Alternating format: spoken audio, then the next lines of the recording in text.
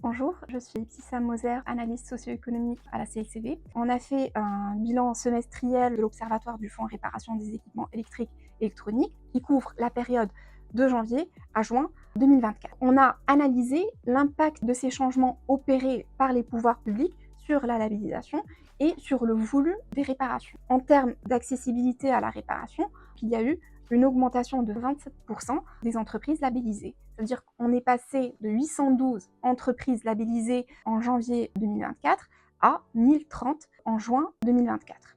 En termes de volume, il y a eu une nette progression de la réparation. Nous sommes passés de 21 180 réparations mensuelles en moyenne sur la période de juillet à décembre 2023 à 50 000 réparations de janvier à juin 2024, soit une augmentation de 141%.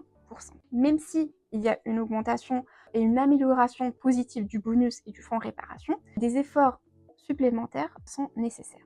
En moyenne, la réparation d'un aspirateur, elle coûte 122 €. Avec l'augmentation du bonus, il descend à 80 €, respectant ainsi l'objectif initial du fonds réparation, c'est-à-dire un bonus doit couvrir 20% du coût total de la réparation. Malheureusement, ce n'est pas le cas pour tous les équipements électriques et électroniques. Il y a un autre point qu'on a soulevé au niveau de ce bilan, la baisse du seuil de déclenchement pour les ordinateurs portables. On est passé de 180 € à 150 €. Depuis que les casse-écrans sont intégrés aux réparations éligibles au bonus réparation, le nombre de téléphones portables a augmenté. Ça veut dire qu'il est nécessaire d'élargir les critères d'éligibilité du fonds réparation pour intégrer d'autres types de pannes. Nous, on estime qu'il est crucial d'assouplir les conditions d'accès.